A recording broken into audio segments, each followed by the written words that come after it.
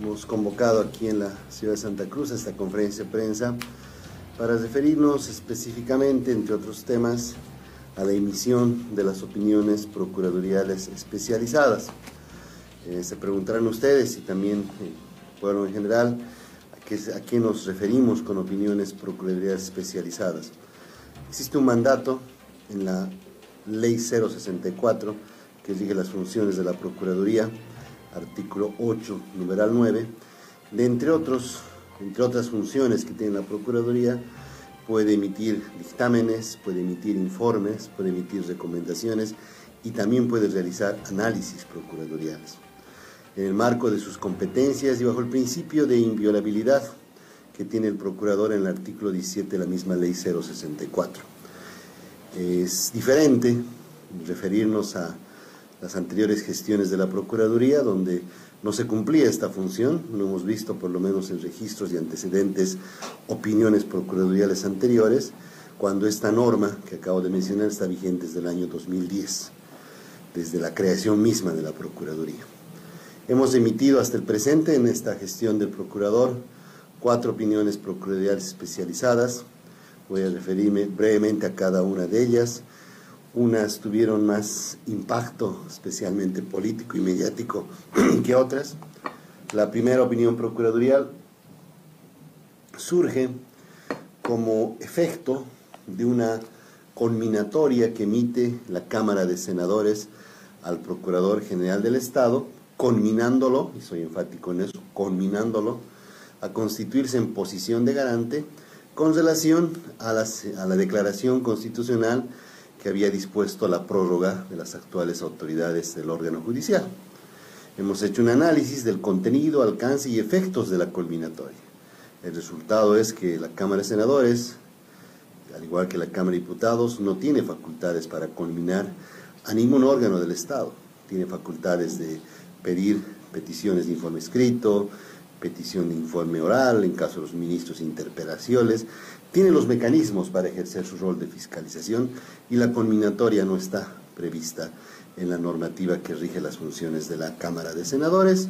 Se hizo ese análisis procuradorial basado en la ley, basado en la doctrina, basado en precedentes, y se comunicó inmediatamente a la Cámara de Senadores, la cual dejó sin efecto su conminatoria. Ese fue el resultado del análisis procuradorial número 1. El número 2 se relaciona con una solicitud que surge en una reunión formal y ordinaria de la Comisión para Presentación de Informes de Estado en materia de derechos humanos y desapariciones forzadas. En una reunión que tuvimos, de la cual es parte la Procuraduría, al igual que el Ministerio de Justicia y el Ministerio de Relaciones Exteriores, se vio la necesidad de emitir un análisis procuradorial respecto a la posibilidad, en el cumplimiento de informes de Estado emitidos especialmente en el Sistema Universal de Protección de Derechos Humanos en Naciones Unidas, la posibilidad, decía, de que en un certificado de defunción pueda incluirse como causal de muerte la desaparición forzada. Actualmente no existe esa posibilidad. La normativa vigente, aparentemente hasta ese momento, antes que hagamos el análisis procuradorial, únicamente permitía hacer un trámite judicial de muerte presunta y ahí acababa el asunto. Sin embargo, los organismos internacionales nos han recomendado que tenemos que mencionar como causal de muerte en los certificados de defunción desaparición forzada. Existen instrumentos internacionales, la propia Constitución y demás. Se inició el análisis procuradorial y concluyó en que no se requiere mayor normativa que un reglamento que debe modificar el CERESI, permitiendo que esta causal de fallecimiento o de muerte, desaparición forzada, figure en los certificados. No se requiere ley, no se requiere decreto, no se requiere cambiar la Constitución, ni mucho menos. Lo que se requiere es un reglamento. ¿Y cuál fue el origen o el motivo de esa conclusión? Que existe una convención internacional de lucha contra la desaparición de personas que obliga al Estado boliviano a adoptar medidas legislativas o administrativas positivas para lograr incluir en los certificados de defunción como causal de muerte la desaparición forzada. Análisis concluido, comunicado al CERESI. El CERESI está actualizando su reglamento y seguramente ya nos darán la versión última de ese reglamento que va a permitir incluir como causal, reitero, de fallecimiento de las personas desaparecidos forzados. ¿Y quiénes son los desaparecidos forzados? Quienes han sido desaparecidos, como se lo dice en las dictaduras del 64 al 82 en Bolivia. Al terminar con esta causal... Terminaré y después las preguntas, por favor. Enseguida voy a terminar. La tercera opinión procuradorial especializada se relaciona con la posibilidad de designar vocales electorales, tanto por parte del presidente, porque el presidente tiene un delegado, un vocal electoral en el Tribunal Supremo Electoral, al igual que lo tienen en los tribunales departamentales, como la posibilidad también de designar vocales electorales por la Asamblea Legislativa. Lo que hace a solicitud del Ministerio de la Presidencia esta opinión procuradorial especializada, basada en una solicitud también del ex vocal Dina Chuquimia, hace un análisis de, primero, cuál es la condición de los vocales designados por el presidente con relación a los vocales designados por la Asamblea Legislativa. Y llega a una bastante simple, pero a la vez trabajada conclusión, de que los vocales electorales designados por el presidente son funcionarios de libre nombramiento, designados legalmente por la máxima autoridad del país. En cambio, los funcionarios designados por la Asamblea Legislativa son funcionarios con ese nombre, designados porque hay un procedimiento previsto en la norma tanto para su designación como para su dejación del cargo. Consecuentemente, concluyó el análisis procuradorial que si el presidente designa a una persona como de libre nombramiento, también puede designar a otra en su reemplazo o sustituirla, como es el análisis que acabamos de mencionar. Y la cuarta opinión procuradorial, y con esto termino esta parte, se relaciona, les decía, quizás la más mediática y la más política, pero la hemos realizado en el marco de nuestras competencias y un análisis totalmente técnico, se relaciona a la reelección indefinida en Bolivia. Hacemos el análisis tanto de la opinión consultiva 2821, emitida por la Corte Interamericana de Derechos Humanos, como de la sentencia constitucional 1010-2023, emitida por el Tribunal Constitucional.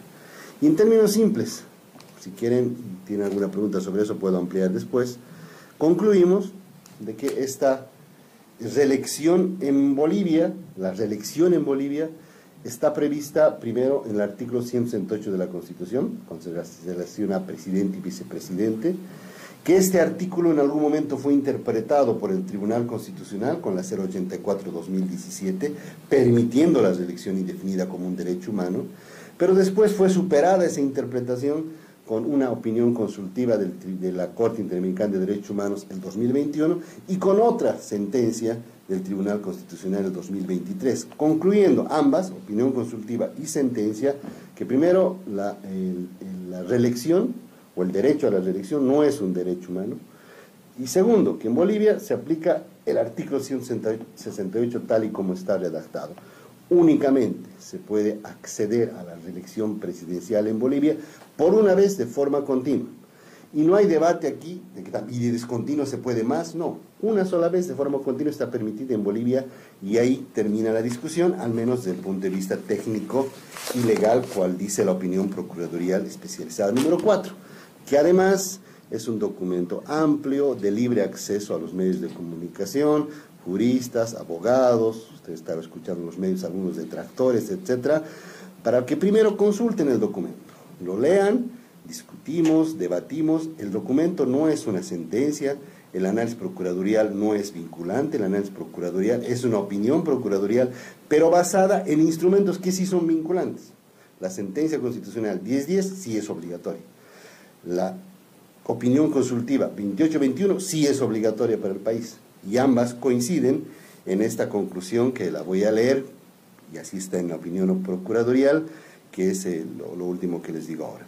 La prohibición de la reelección presidencial indefinida en Bolivia se basa en la priorización del bien común por encima del interés individual, sea continua o discontinua.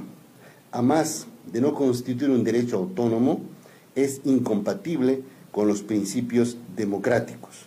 Pretende evitar que una persona se perpetúe en el poder y de este modo asegurar el pluralismo político, la alternancia de poder, así como proteger el sistema de frenos y contrapesos que garantizan la separación de poderes. Conclusión, que no únicamente ha llegado la Procuraduría en su análisis, sino que ha sido textualmente extraída de la sentencia 1010-2023 dictada por el Tribunal Constitucional, y a su vez esta sentencia extrayó este razonamiento de la opinión consultiva 2821 de la Corte Interamericana de Derechos Humanos.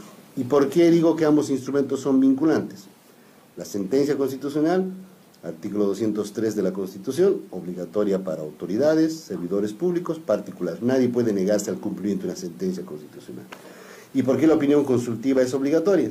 Porque el artículo 410 de la Constitución establece que todos los instrumentos en materia de derechos humanos, incluyendo las sentencias y las opiniones consultivas de la Corte Interamericana de Derechos Humanos, son obligatorias y el Estado boliviano, servidores públicos, autoridades y particulares, están obligadas a su cumplimiento.